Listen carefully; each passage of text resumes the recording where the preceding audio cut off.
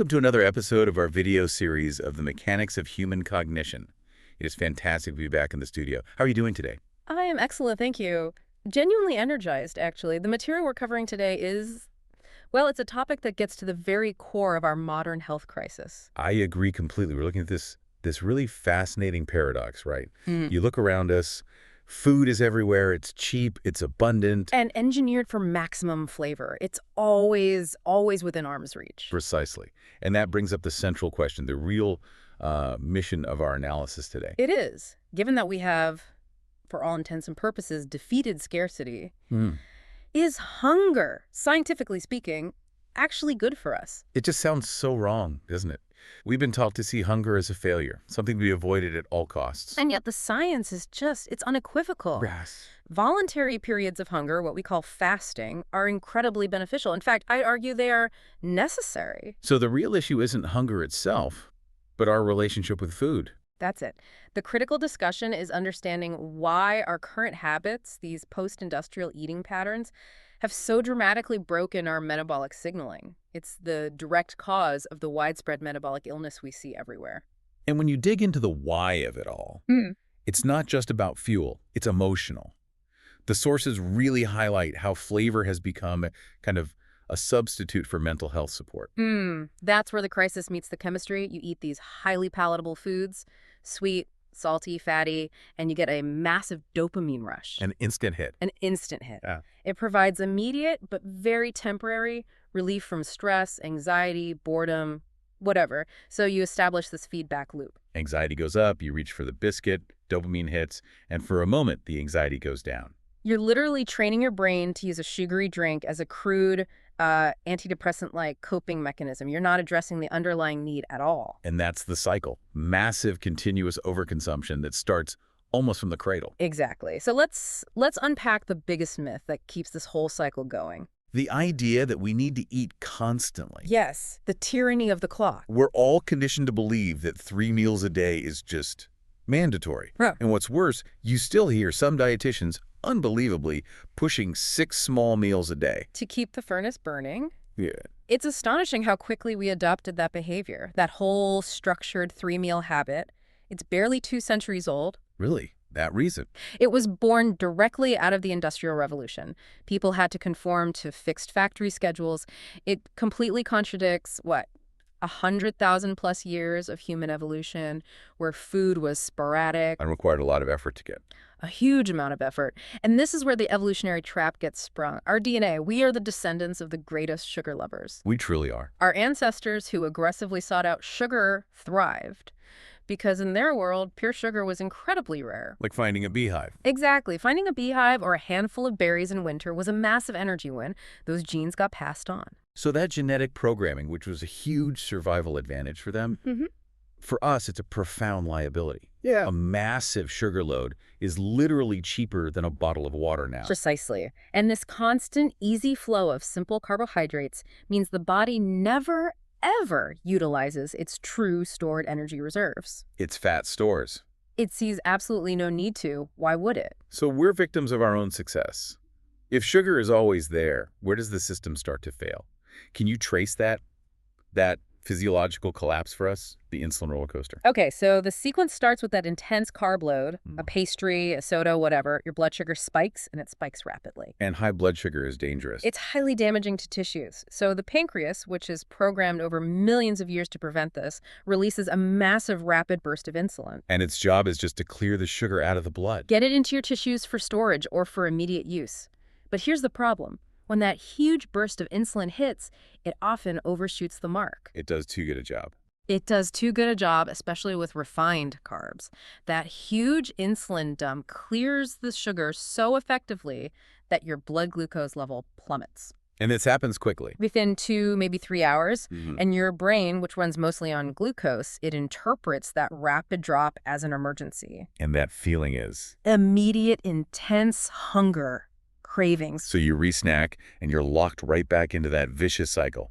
Spike, crash, panic, snack, repeat. And that constant fluctuation is so destabilizing. It's like, imagine trying to study in a room where someone's just flipping the lights on and off. Yes, as with your brain function.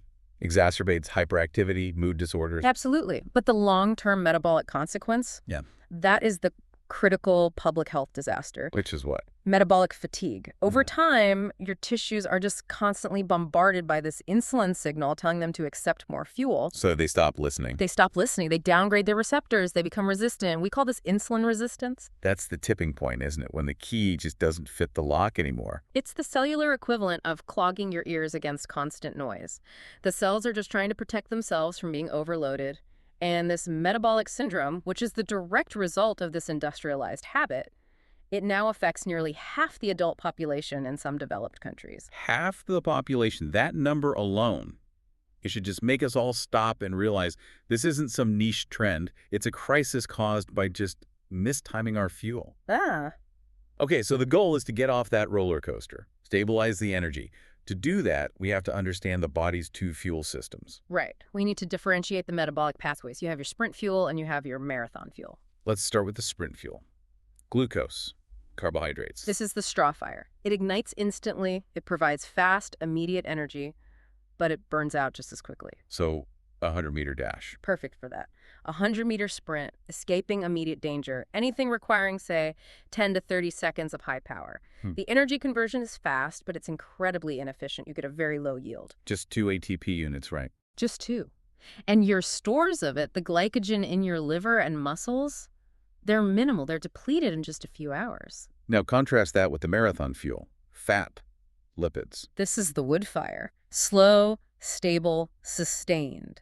This is the fuel for longevity, for running a marathon, or, crucially, for maintaining sustained cognitive focus through a really challenging workday. And the energy yield. It's massive. The conversion is more complex, it's oxygen dependent, but the yield is up to 38 ATP units. That's the difference between a sputtering car engine and a jet engine. This high-efficiency fuel is what the human body evolved to rely on. So if the body isn't designed to store much sugar, why does it convert all the excess carbs we eat into fat? Because storage is mandatory. The body's programming assumes scarcity is always just around the corner, so it converts that excess into fatty acids. And initially, you might get some beneficial fat. A small amount, yeah. Yeah. You might get some metabolically active brown fat, which is actually good. It helps burn calories for heat. But the danger is what happens next. Exactly. When the overconsumption continues, that excess fuel gets stored as metabolically inert white fat. Around the abdomen, the waist, the organs? Yes. And this white fat is just a low-activity storage depot. It's designed to be broken down only in a real emergency. It's hard to access, and its accumulation is what drives inflammation, clogs internal pathways, and leads to all those downstream effects of metabolic syndrome. So the simple, unavoidable message is this. If you keep giving the body the easy fuel, the carbs, every single day, It will never see a reason to open the difficult vault where the good stuff, the fat reserves, are stored. The machine just stays clogged. the only way to unlock that high-efficiency system. Is to reintroduce scarcity. Yeah. We have to embrace hunger. If we look back at those evolutionary patterns again, pre-industrial humans ate irregularly. It was common to go 24, 48, sometimes even 72 hours between substantial meals.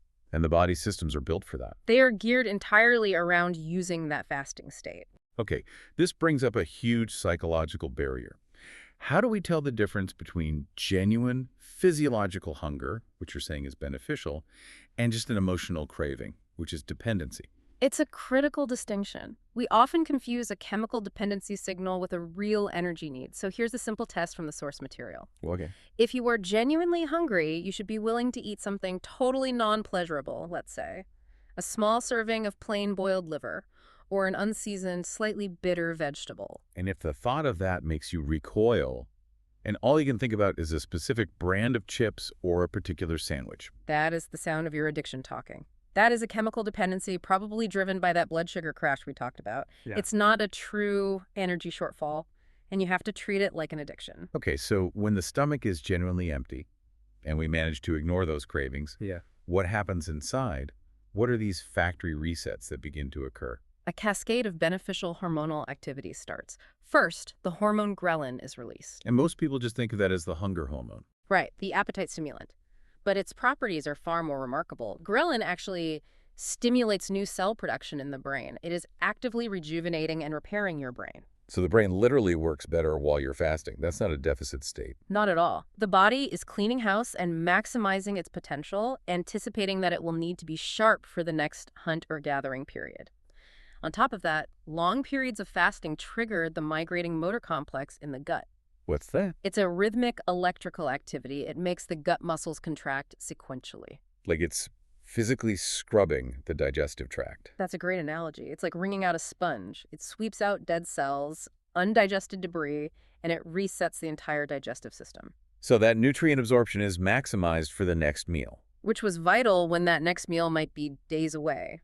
And then we get to the big one, the 24-hour threshold. This is where the really profound stuff happens. At about 24 hours of fasting, two major processes really kick in. First is autophagy. The body eating itself. Which sounds scary, but it's not dangerous starvation.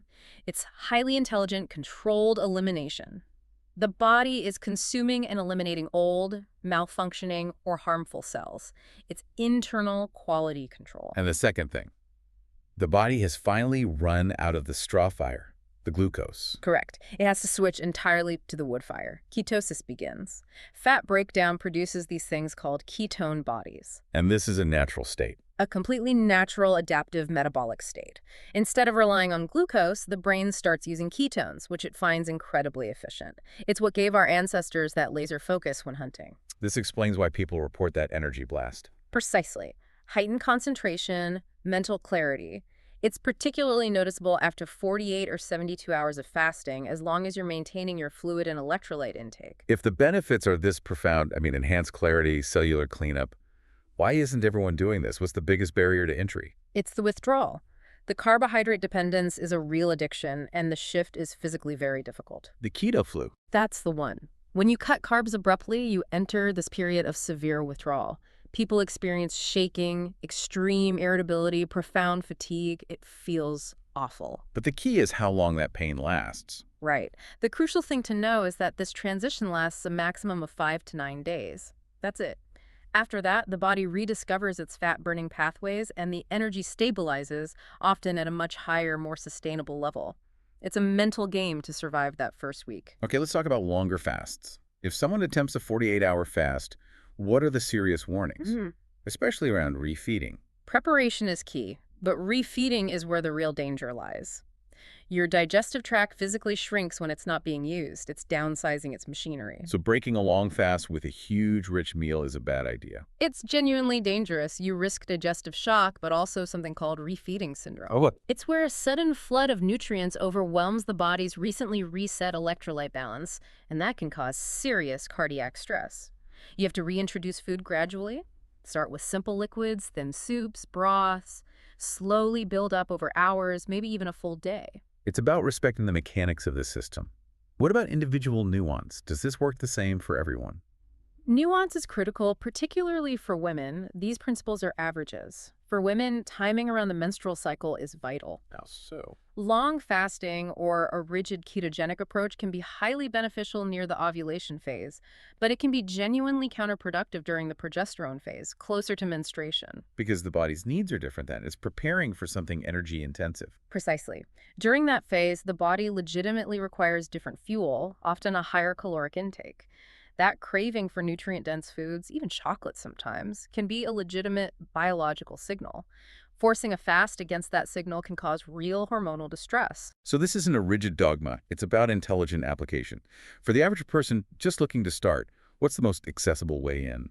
Intermittent fasting, or IF, a window of 14 to 18 hours of not eating. But the real metric for success isn't the clock, it's your quality of life. If you are constantly miserable and fighting cravings, you're pushing too hard, too fast. The goal is metabolic flexibility, not misery. And a smart way to do that is to time the window around sleep. Say you eat your breakfast at noon and then a light early dinner at 6 p.m. That is the optimal strategy. It ensures the majority of the fast happens overnight, capitalizing on the body's natural rest cycle. Eating late forces your body to redirect energy from critical sleep and repair processes over to digestion. It completely disrupts that vital internal maintenance. So we can finally toss out that old marketing slogan. Breakfast is the most important meal of the day. That is a myth created purely by marketing and sustained by industrialized habits. For a metabolic reset, Skipping breakfast is often the single fastest, most effective way to embrace the fasted state and unlock that high-efficiency energy. This has been a really powerful synthesis. We've established that our ancestors' struggle for survival built this incredible biological machine, one optimized for scarcity. And in our modern world of abundance, that sophisticated machine just needs two simple signals to do its complex internal cleanup, movement, and strategic periods of eating less. The takeaway for you, the listener, is that this kind of shift should lead to clarity, vitality, enhanced energy, reversing metabolic problems without extreme constant deprivation. You should feel mentally sharper running on that high-yield fat fuel. The brilliance of evolutionary design. But let me leave you with a final thought on that. We talked about how the body triggers these massive internal repairs, autophagy, brain rejuvenation during hunger. Right, to maximize the benefit of the next meal. Exactly. So if necessity is the mother of evolutionary brilliance, just consider this. How fundamentally different must the baseline performance, the cognitive capabilities of early humans have been, operating under that constant metabolic optimization driven by scarcity, compared to our consistently fed, slightly clogged, suboptimal modern state? A powerful thought to reflect on. We thank you for allowing us to analyze these sources and explore this critical topic with you today. We encourage you to research these protocols further and find the rhythm that optimizes your own unique system. Until next time.